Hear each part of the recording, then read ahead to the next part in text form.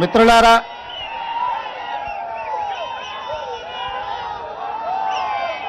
యువమిత్రుల ముఖాలలో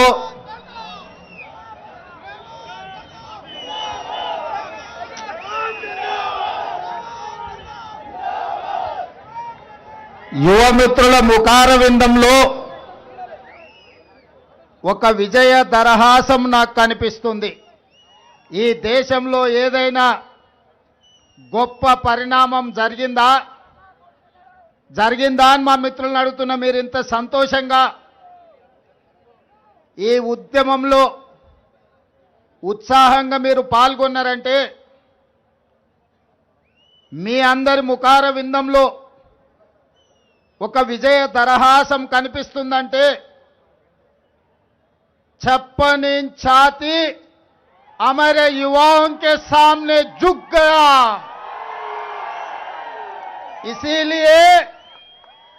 इसीलिए आज हमारे भाई बहनों जनजी के चेहरे पे,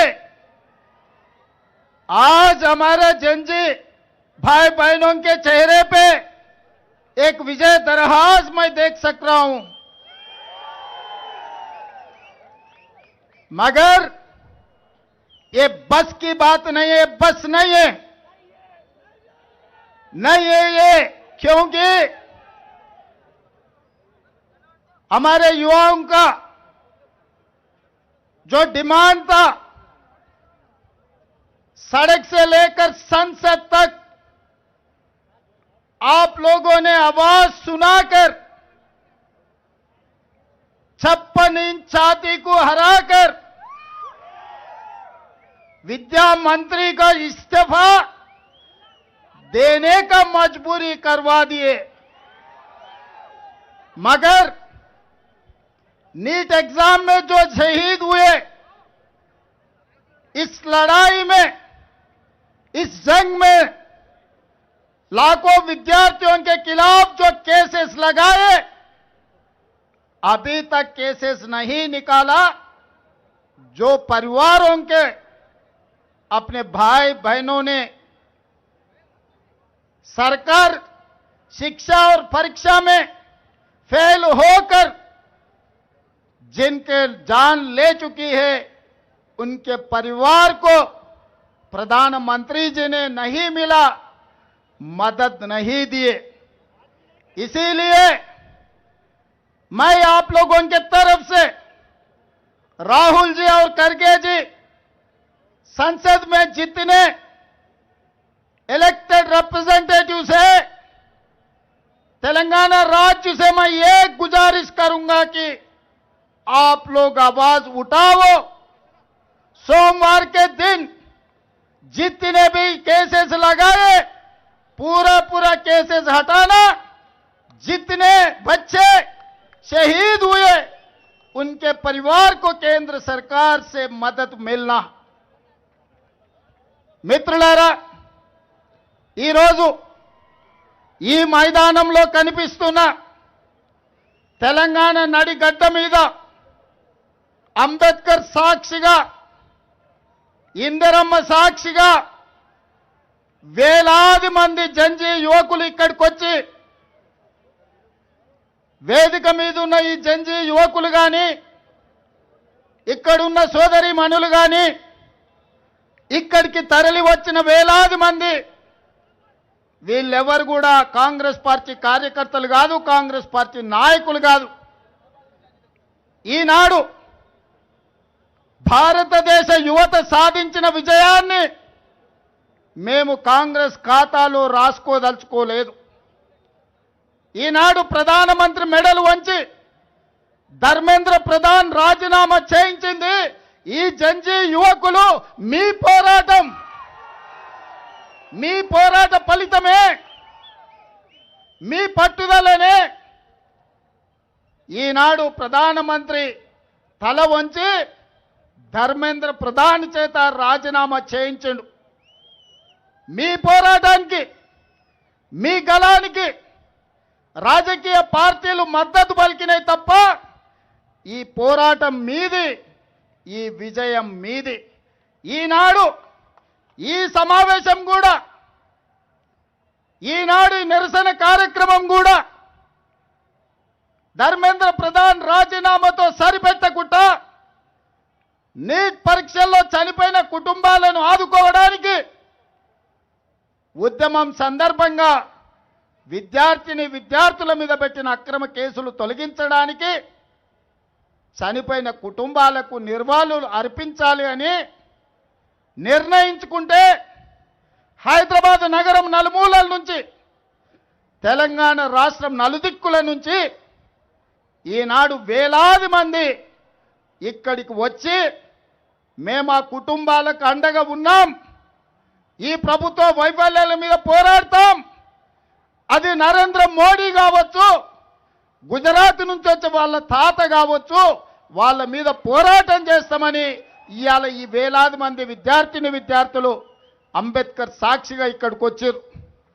వాళ్ళకొక్కటే తెలుసు, ఈ దేశం వాళ్ళది, రాబోయే దేశ భవిష్యత్తే ఈ యువతరం భవిష్యత్తు. ఈ యువతరం భవిష్యత్తు బాగున్నప్పుడే ఈ దేశం యొక్క భవిష్యత్తు బ్రహ్మాండంగా ఉంటుంది.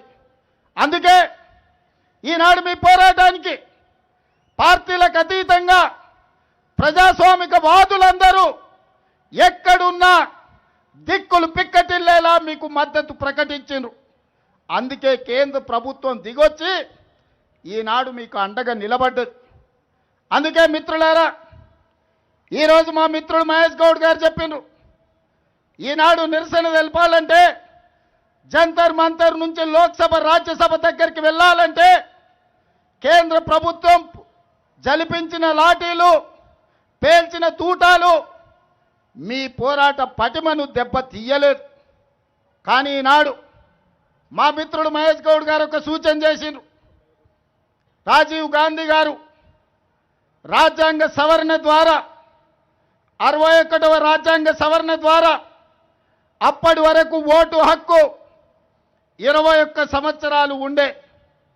కానీ రాజీవ్ గాంధీ గారు ప్రపంచ దేశాలను గమనించి 21 సంవత్సరాల ఓటు హక్కును 61వ రాజ్యాంగ సవరణ ద్వారా ఈనాడు 18 సంవత్సరాల నూనూగు మీసాల యువకులకు, మా సోదరి మణులకు ఈరోజు రాజీవ్ గాంధీ గారు ఓటు హక్కు ఇచ్చిండ్రు. ఇక్కడికి వచ్చిన చాలామందికి మొదటిసారి ఓటు హక్కు 18 ఏళ్ళు నిండంగానే వస్తుందంటే ఆనాటి ప్రధానమంత్రి స్వర్గీయ రాజీవ్ గాంధీ గారు రాజ్యాంగ సవరణ చేసి ఈరోజు ఆ ఓటు హక్కు ఇచ్చిండు. చట్టసభలు ప్రధానంగా ఈ దేశంలో స్థానిక సంస్థలు, శాసనసభ, లోక్సభ, ఈ 3 ప్రధానమైన ఎన్నికల చట్టసభలు. ప్రధానమంత్రి పివి నరసింహారావు గారు ఈ పక్కనే ఉన్నారు. రాజీవ్ గాంధీ ఓటు హక్కు ఇస్తే రాజ్యాంగాన్ని 73, 74వ సవరణ ద్వారా స్థానిక సంస్థలలో జిల్లా పరిషత్ చైర్మన్గా, పెద్ద పెద్ద నగరాలకు మేయర్లుగా 21 సంవత్సరాల వయసులోనే మేయర్లుగా, జిల్లా పరిషత్ చైర్మన్లుగా ఎన్నిక కావడానికి 21 సంవత్సరాలు పూర్తి చేసుకున్న యువతీ యువకులకు అవకాశం ఇచ్చిండ్రు. అట్లనే ఒక కమ్యూనిటీ సోదరిమణి త్రివేంద్రం మేయర్ అయింది 21 సంవత్సరాలు. ఇవాళ ఇంకా కొన్ని అంశాలను మీతో పంచుకోదలుచుకున్న యువమిత్రులతో, ఈనాడు IAS, IPS, IFS, civil services దేనికైనా 21 సంవత్సరాలు పూర్తయితే అర్హత సాధిస్తున్నారు. 35 సంవత్సరాల క్రితం మన తెలుగు అమ్మాయి శ్రీలక్ష్మి అనే అమ్మాయి ఆనాడు ఐఏఎస్ 21 సంవత్సరాలకే సాధించింది. ఈ మధ్యకాలంలో మహబూబ్నగర్ జిల్లా నుంచి డి అనన్య అనే అమ్మాయి 22 సంవత్సరాలకే ఐఏఎస్ సాధించింది. అంతెందుకు 32 సంవత్సరాల క్రితం ఇక్కడే ఎక్కడో డ్యూటీలో ఉన్నట్టున్నాడు తెలంగాణ రాష్ట్ర డీజీపీ సివి ఆనంద్ 22 సంవత్సరాలకు ఐపీఎస్ సాధించి ఈనాడు తెలంగాణ రాష్ట్రానికి డీజీపీగా కొనసాగుతున్నాడు. మరి వాళ్ళ మిత్రులారా, అసెంబ్లీ లోక్సభలో 25 ఏళ్ళు, శాసన మండలి రాజ్యసభలో 30 ఏళ్ల వయసు ఈరోజు ఎన్నికల్లో పెట్టిండ్రు. కానీ పక్కనున్న దేశాలు, జర్మనీ లాంటి దేశంలో, గ్రేట్ బ్రిటన్ లాంటి దేశంలో 18 సంవత్సరాలు పూర్తయితే చట్టసభలకు ఓడమే కాదు, ఆ దేశాలకు ప్రధానమంత్రులుగా లేకపోతే ప్రెసిడెంట్లుగా ఎన్నిక కావచ్చు. పక్కనే ఉన్న సింగపూర్లో 21 సంవత్సరాలు పూర్తి చేసుకుంటే ఆ దేశానికి ప్రధానమంత్రి కావచ్చు. అందుకే ఈనాడు మా మిత్రుడు మహేష్ గౌడ్ గారు ఏదైతే సూచన చేసిండో మీ అందరి సమక్షంలో నేను మాట ఇస్తున్నా. ఆగస్టు మొదటి వారంలో అసెంబ్లీ శాసన మండలి ప్రత్యేక సమావేశాలు ఏర్పాటు చేసి శాసనసభలో చర్చించి ఈ దేశంలో ఎమ్మెల్యేగా, ఎంపీగా పోటీ చేయడానికి 21 సంవత్సరాల వయసును అర్హతగా తీర్మానం చేసి ప్రధానమంత్రికి పంపిస్తా. ఈరోజు ఎవరో మంత్రులు ప్రధానమంత్రులు కావడం కాదు, 25 సంవత్సరాల వయసు వరకు మీరు ఎదురు చూడాల్సిన అవసరం లేదు. ఈరోజు జంతర్ మంతర్ వీధుల్లో ధర్నా చేయడం కాదు, లోక్సభ రాజ్యసభలో మీ గళాన్ని వినిపించడం ద్వారా, మీ సమస్యల్ని లేవనెత్తడం ద్వారా ఈ దేశానికి ఆదర్శంగా ఉండే విధంగా ఈ దేశం నుంచి యువకులు ఈ దేశాన్ని పరిపాలించగలిగిన సత్తా ఈ యువకు ఇవ్వాలి అని తెలంగాణ శాసనసభలో తీర్మానం చేసి పార్లమెంటులో రాహుల్ గాంధీ, మల్లికార్జున్ ఖర్గే గారి నేతృత్వంలో బిల్లును ఆమోదించే విధంగా ఈనాడు కాంగ్రెస్ పార్టీ, మా ప్రభుత్వం ప్రయత్నం చేస్తుందని చెప్పి ఈ సందర్భంగా మీకు నేను మాట ఇస్తున్నా. మిత్రులారా, విద్యాశాఖ లేదా ఐటీ శాఖ అత్యంత కీలకమైన శాఖలు 60 ఏళ్ళలో, 70 ఏళ్ళలో, 90 ఏళ్ళలో కాదు, 21 సంవత్సరాలు నిండిన యువకులు ఈ దేశానికి మంత్రులైతే తప్పకుండా దేశ భవిష్యత్తు మారుతుంది, ప్రపంచంతో పోటీ పడతాం. ఈనాడు 543 మంది ఎంపీలు ఉంటే 1% కూడా జెన్జీ ప్రాతినిధ్యం లేదు. 1% లోపలనే ఈరోజు లోక్సభలో మీ ప్రాతినిధ్యం ఉంది. మీ జనాభా ఈ దేశంలో 30% ఉంది. 30% జనాభా ఉన్న జెన్జీ యువ కెరటాలకు చట్ట సభలలో ప్రవేశం కల్పించాల్సిన బాధ్యత ఈ ప్రభుత్వాల మీద ఉన్నది. అందుకే భారత రాజ్యాంగాన్ని సవరించడం ద్వారా చట్ట సభల్లో 21 సంవత్సరాలు నిండిన యువకులకు, యువతులకు ఎమ్మెల్యేలుగా, ఎంపీలుగా పోటీ చేసే అవకాశాన్ని కల్పించాలి. తప్పకుండా శాసనసభ ఆగస్టు మొదటి వారంలో సమావేశాన్ని ఏర్పాటు చేసి ఈ తప్పకుండా తీర్మానాన్ని చేస్తామని చెప్పి నేను ఈ సందర్భంగా మీ అందరికీ మాట ఇస్తున్నా. మిత్రులారా, రాజకీయ పార్టీలను, రాజకీయ కార్యకర్తల్ని బెదిరించో, అదిరించో, అక్రమ కేసులు పెట్టో, ఈడీ, ఇన్కమ్ ట్యాక్స్, సిబిఐ కేసులతో ఈనాడు లొంగ తీసుకునే ప్రయత్నం కేంద్ర ప్రభుత్వం చేసింది. కానీ మనస్ఫూర్తిగా గుండెల నిండా మిమ్మల్ని అభినందిస్తున్నా. నరేంద్ర మోడీ నిరంకుశ పాలనకు, మీ నీట్ పరీక్షలు, సిబిఎస్ఈ పరీక్షల్లో వైఫల్యం చెందిన కేంద్ర ప్రభుత్వాన్ని మీ గుండె ధైర్యంతో లాఠీలకు, తూటాలకు, బాష్పవాయు గోళాలకు ఎదురొడ్డి నిలబడి నరేంద్ర మోడీని ఓడించి ధర్మేంద్ర ప్రధాన్ను రాజీనామా చేయించారు. మనస్ఫూర్తిగా ఈ యువ తరానికి ఈరోజు నేను అభినందనలు తెలియజేస్తున్నా. ఈ సునామీ ఇంతటితో ఆగొద్దు. ఈరోజు ఇక్కడ ఏదైతే మీరు గలం వినిపించిండ్రో, మీ మాట చట్ట సభల్లో వినిపించాలి, ఇది ప్రపంచానికి చేరాలి అనేదే నా ఆలోచన. అందుకే आज यहाँ पर जो आगे हमारे भाई बहनों से एक ही मेरा सुझाव है, आपके लड़ाई सड़क से लेकर संसद तक चलना, संसद अंदर जाने के लिए दरवाजा बंद है। इसीलिए आज एक बात साफ कहना चाहता हूं, तेलंगाना मुख्यमंत्री के नाते पर अगस्त पहले वार असेंबली शासन मंडली बुलाऊंगा। हाउस चलाकर चर्चा कर हम लोग ये रेजोल्यूशन करने वाला है, 21 साल पूरे होने के बाद चुनाव लड़ने के लिए विधानसभा से लेकर लोकसभा तक जिन जिन को 21 साल पूरे हो गए वो लोग आज IAS, IPS, IFS बन रहे। वही युवा मेयर, लोकल बॉडीज में जिला परिषद चेयरमैन बन सक रहा है। क्यों नहीं विधानसभा में, क्यों नहीं लोकसभा में, क्यों नहीं शिक्षा मंत्री ने, जो केंद्र सरकार ने शिक्षा और परीक्षा में फेल हो गए। इसीलिए आज हमारे युवा सड़क पे आकर उनकी आवाज सुनाकर 56 इंच छाती को हरा देके जंतर मंतर में बिठाए।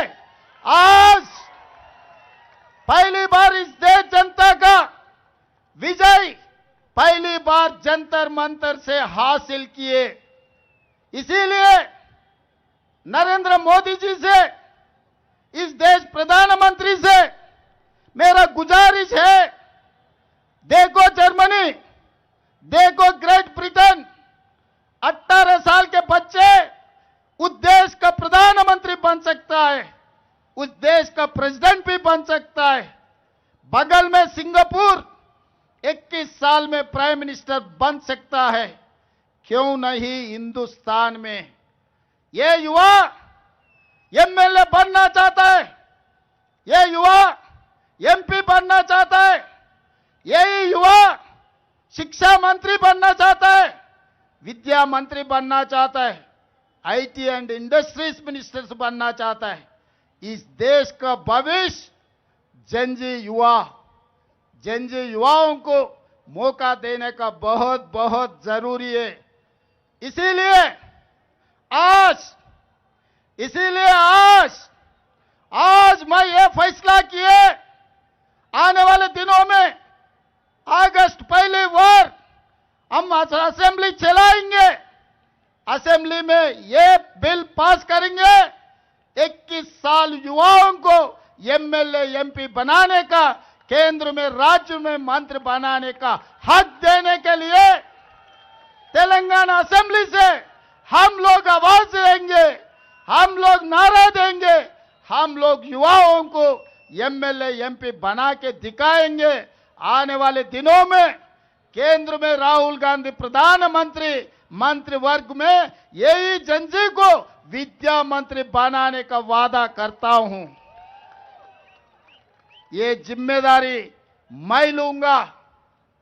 मैं बात करूंगा इंडिया अलायंस से, मैं मिलूंगा हर पॉलिटिकल पार्टी नेता लोगों से। आज ये लोग सड़क में आवाज देकर घर वापस जाने का नहीं है। आज ये युवा ये सड़क से निकलकर संसद तक जाना, संसद में इनका आवाज सुनाना, पूरा दुनिया को युवाओं का, जनजी का आवाज जाना है। वो देने के लिए, वो काम करने के लिए, इस युवाओं को, इस जनजीजों को कामयाब करवाने के लिए हम लोग, हमारा भट्टी जी, हमारा महेश गौड़ जी, हमारा अजहर जी, हम लोग सब जिम्मेदारी लेंगे। आप लोग तैयार हैं? तैयार है? संसद में आने के लिए तैयार है? विधानसभा में आने के लिए तैयार है? लोकसभा में जाने के लिए तैयार है? जिन्हों तैयार है हाथ उठाओ। जय कांग्रेस, जय जय कांग्रेस। धन्यवाद मित्रों।